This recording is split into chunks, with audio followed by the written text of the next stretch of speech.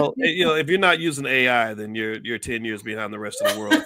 All right. So I got next, my own internal AI. How about that? well, you got that too, but I got intelligence and artificial intelligence. So when you can intelligently use artificial Human intelligence, intelligence. Okay. it creates a superpower. All right. So here's another one. Okay. This is intersectional trauma and media representation from Crenshaw, 1991, and Hooks, 1992. And the theory is that Black women experience trauma at the intersection of race, gender, and class. So films Yes.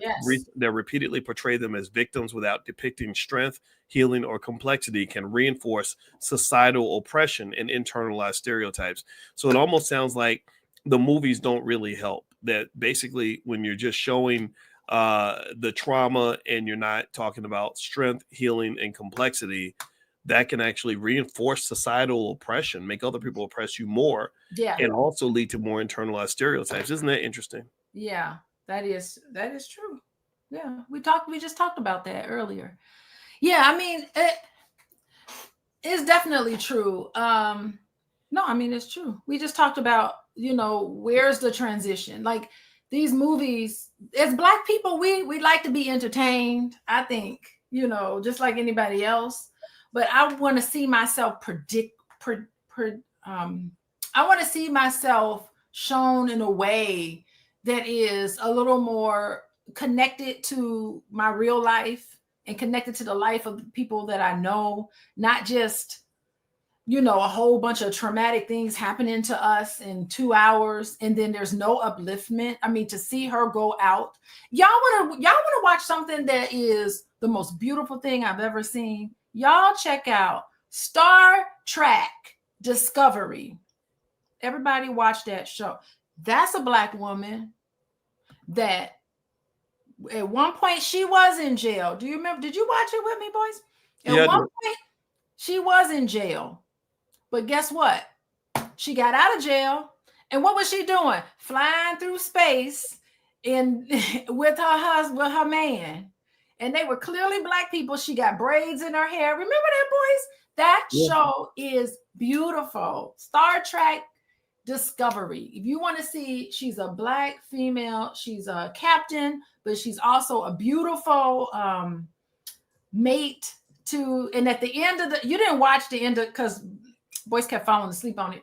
But at the end of the whole thing, she goes off. Yet in the end of the whole series, boys, guess what the end of the scene was? She wasn't taken away in handcuffs. She was taken away with her little man, her husband, and she grew up and they had children, and the child got into Starfleet or whatever. It is the most beautiful depiction of a Black woman I think I've ever seen. All Black people need to see it. And of course, you got to watch Deep Space Nine. Hello from my homeboy from Gary, Indiana. Hey, I can't remember his name right now, but the guy who played Captain Yeah, I Sisko. know you're talking about.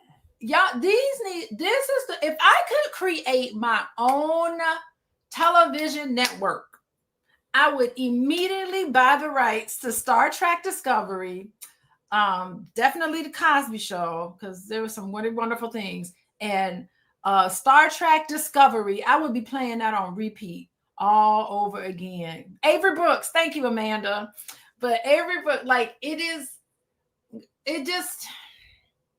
that's some of the things I would like to see us in, so that we can combat this race, gender, class. Yeah, she deals with a lot of that. It's subtle, but you see her overcome it, and it doesn't have an effect on her. Yeah, Discovery is on, I think it's on Paramount, right, boys? Yeah, it's on Paramount. It's on Paramount. Y'all, it's worth it. It's worth it to get Paramount Plus and watch those, because all of Star Trek is on there. Yeah, Trekkie. Yes, Gwendolyn. Anyway.